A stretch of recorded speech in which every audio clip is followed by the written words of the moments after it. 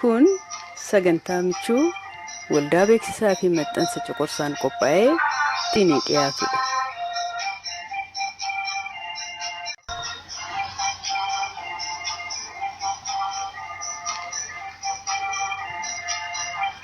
Akkam jirtu kabajamtoota daawwattoota sagantaa keenyaa. Har'as torban keenya eegnee sa'aatii keenya kabajuudhaan sagantaa biraatiin asitti argamneerra. Haga dhuma sagantaa keenyaatti nu waliin tura. Sagantaawwan kana dura darban irratti bilbilaan barreeffamaan yaada qabdan hordoftoota nu ergitaniif baay'ee galatoomaa.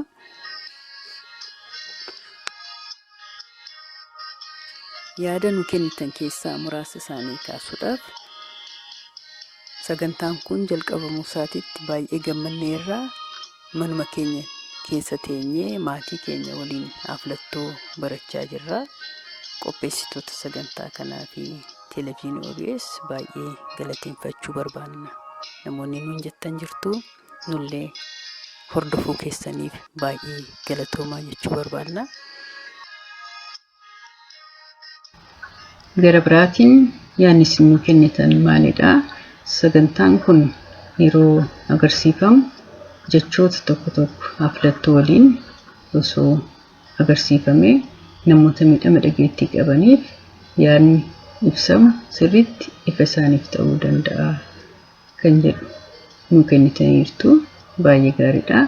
Nullee yaada kana fudhanneerra gara fuulduraatiif itti dabaluudhaaf ni yaalla. Akkasumas yeroo waa'ee namoota miidhama qaama adda addaa qabanii ibsitan yaadni kennitan baay'ee dhiphaadha. Odoo kanarra xiqqoo bal'atee yaadeen illee nu kennitaniirtu sirriidha. Qophiin isaa namoota miidhama qaamaa qaban hiikannaa kennuun kallattiidhaan fedhii addaa isaan qabanii fi dandeettii isaan qaban irratti xiyyeeffanneeti. Gara fuulduraatiif garuu kanarra babal'isnee kallattiidhaan nama ogummaa kana qabu affeeruudhaan yaada isaa babal'isnee waliin mari'achuudhaaf ni yaalla. Isinillee haaluma kanaan dabalataan hirmaannaan keessanii fi yaadni keessan akka nu biraan hafne isin affeerra. Namoota miidhama dhageettii qaban.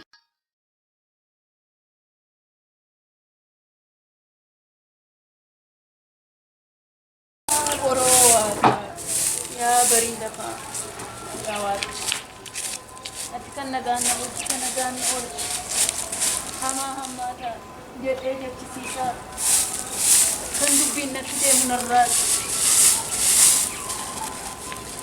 isa daba deemu jalga deemu karaa nagaa diisee daba deemu ati narraa maal fakkaata kosumti dallaa kana keessa hin qulqullaa'u bariitee ittiin achuma ijoolleen isaa itti dubbatu silaa dhagaanii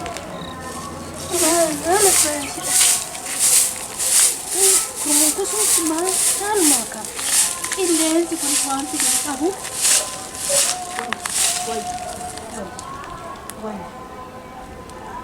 ayye ijoolleen ayye eessa jirta ayye eessa jirta? Mana jira ka eessa naqa nama kana ambulan dafisaas eega eessa jirta? Aksila maal jetta barii kana natummoo ala keessa barraqa kana ambulan dafisaa jira buna dhugdu? Kottu ila hojii keessa. Maaltu immoo laata? Maalan sin jedha yeroo saatitti bishaan obaasaa sin hin jenne akkatti sin boksiisan argite. Bishaan inuma dhuga ganamas galgalas ani waan keessa dhugu waa nyaabee nan obaasaa muka keessaa dhuga dhaqiti fidi. Waan keessa dhugu beekan iddoo keessa deemte waan ma dubbattu nafdu kunoo kanuma bishaan haa dhugu. Qime. Maal immoo sittan dhufe moo?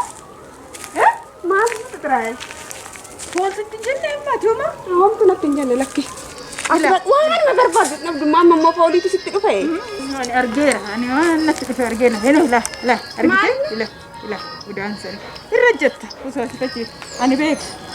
Ani dubbiidhuma qe'ee kana dadhabne. Sareedhuma jaarsanii maal sareen dallaa keenya keessa jiru ture sareedhuma isaatiif asitti dhufoonni. Maal amma saree jaarsa sanii ta'uu fakkii maal ofirraa qaba amma udaa saree. Beeka kanatti gadi.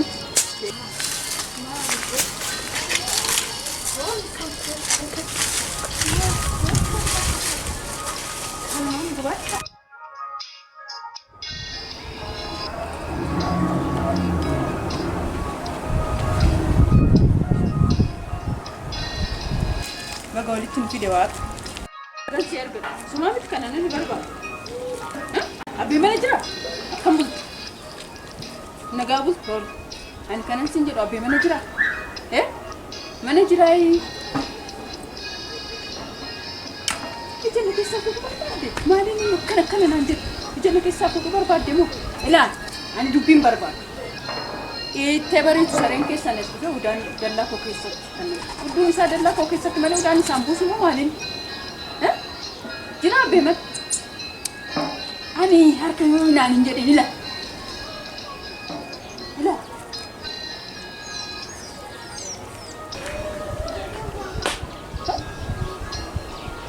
Maal jechuun barbaadde ijana keessaa baasuu barbaadde moo maal akkas naan jedhu abbee manni jiraa hin jedhu ila.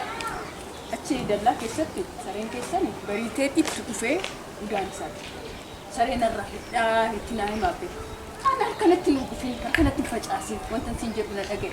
Ila saree homaa dhageessu moo wanti dhageessu jiru? Saree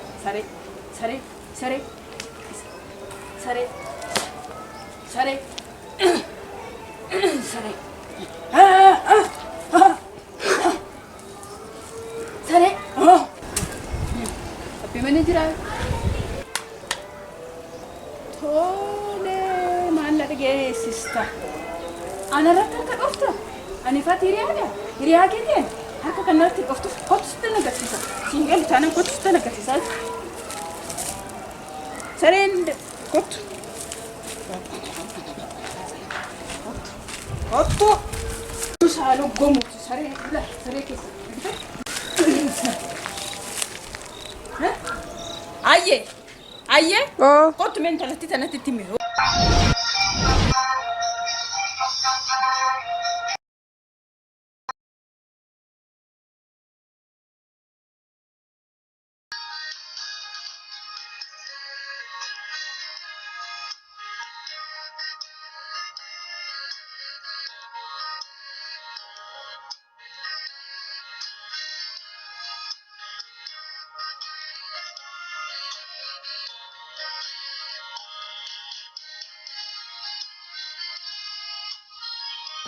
Duraan dursee iddoo kanatti kabajaan waan na waamtaniif sin galateeffadha. Maqaan koos Alemaayoo Tafarrii jedhama. Jiruun koo immoo giddu galeessa istaatiksii Itoophiyaa keessatti itti gaafatamaa gatii gabaaf Warano mati kan jedhamutti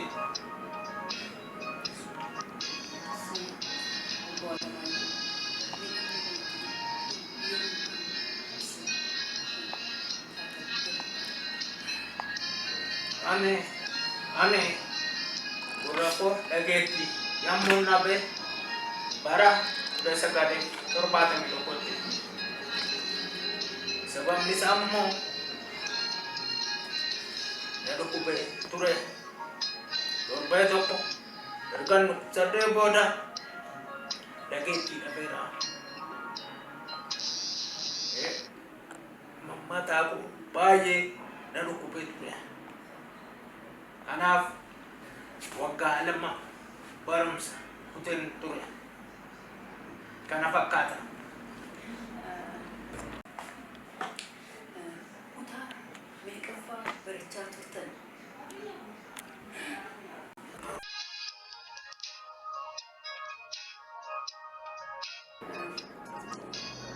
turtii obbo Alamaayyoo waliin qabnu har'aaf asirratti dhaabnee torban itti fufnaa amma kallattiidhaan sagantaa afurtatti waliin haasa'na.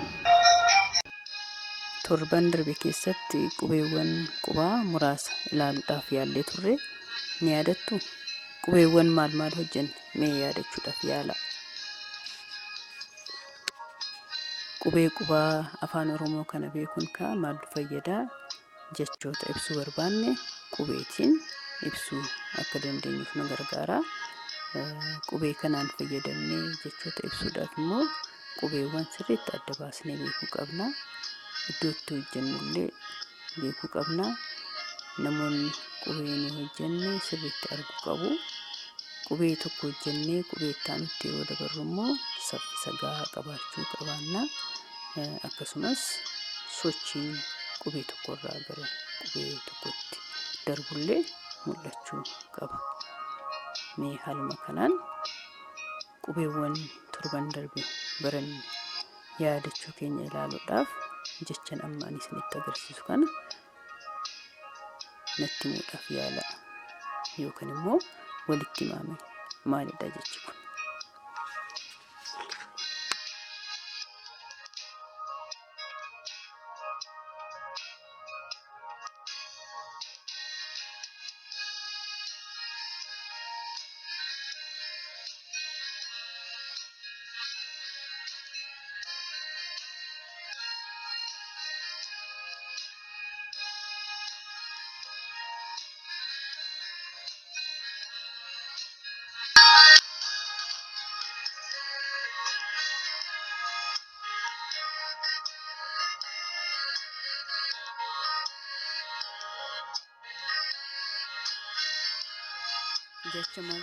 Jecha maal jedhu argattan? Hiika qabaa? Hiika isinii kennee baay'ee gaariidha. Jabaadha. Sirriidha. Jechi abbaa baacaa dhaa kan jedhudha. Yeroo darbee kan barannee qubee haa baa caa daa faa gaa kan jedhudha. Qubeewwan kana dura baranneerraa amma immoo qubeewwan hafan waliin barachuudhaaf yaalla. Waliin barachuudhaaf qophaa'a. Qubee I. Qubee I hojjechuudhaaf quba xiqqoo haala kanaan ol dhaabnee quba sadeen quba guddaadhaan walitti marree ol dhaabnee agarsiisna.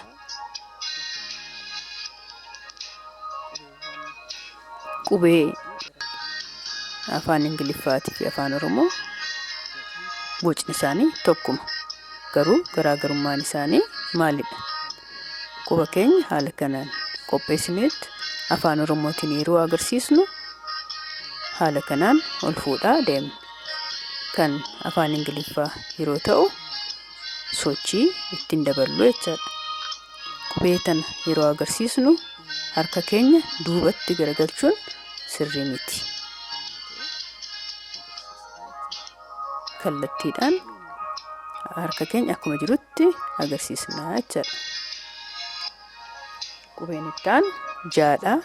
Qubee jaa hojjechuudhaaf jaa yeroo hojjennu dhiidhuma ishii duraan hojjenne san wal fakkeessinee hojjenna.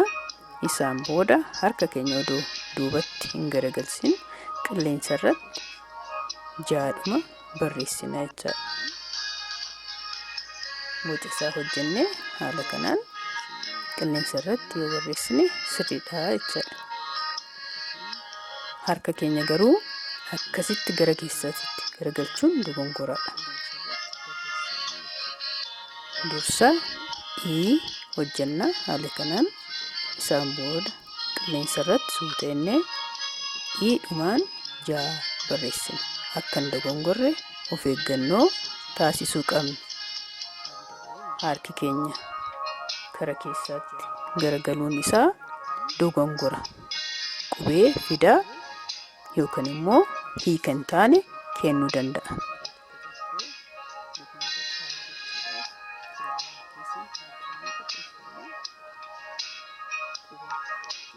Ammoo qubee itti aanu kaa hojjechuudhaaf quba keenya lamaan haala kanaan qopheeffanneet quba gidduu gara fuulduraatti, quba agarsiistuu gara duubaatti qopheessinaa. Dogongora quba lamaan akka bannee carrisneetuma agarsiisuun dogongoradha.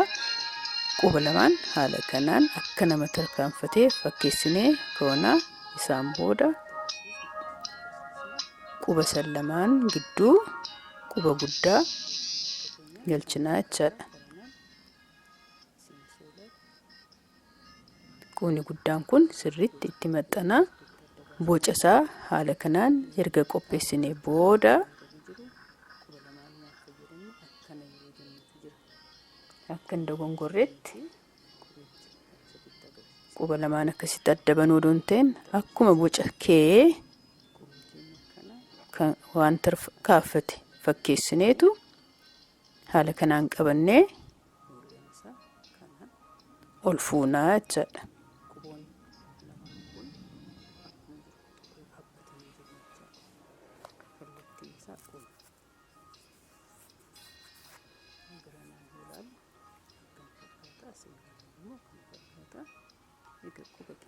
Kaa yeroo agarsiisnu duuba isaa haala kanaan harka keenya gara keessaatti garagalchinee agarsiisuun dogongoradha. Qubni keenya haala kanaan namatti agarsiisnaa ol fuunaa jechaadha. Sochii afaan keenya duukallee akka mul'achuu danda'utti hojjannaa jechaadha. Qubeewwan sadeen kana irra deebinee yoo hojjanne jaa kaa baay'ee gaariidha. Baay'ee gaariidha. Amma immoo qubee laa hojjannaa. Qubee laa hojjechuudhaaf quba sadeen, quba xiqqoo, quba qubeellaa fi gidduu dachaasneetu quba agarsiistuu fi quba budduu yookaan guddaa dalga goonee quba lamaan kanaan hojjanna. Yeroo qubee kana hojjannu qubni agarsiistuu ol dhaabbachuu qaba.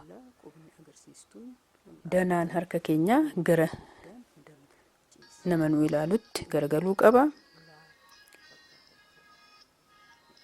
Qubni agarsiistuu gonkumaa dalga ta'uu hin qabu. Qubeedhuma laa fakkeessina.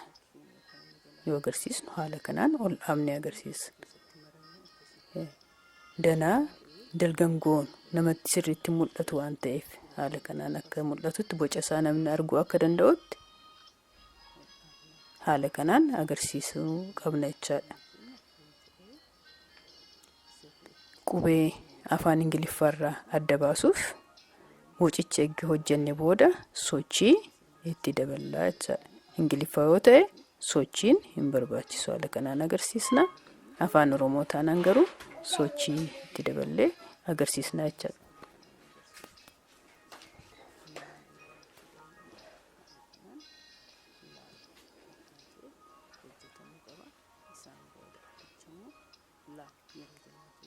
Ani waliin hojjechaa jirtu qubeewwan kana baay'ee gaariidha. Baay'ee gaariidha.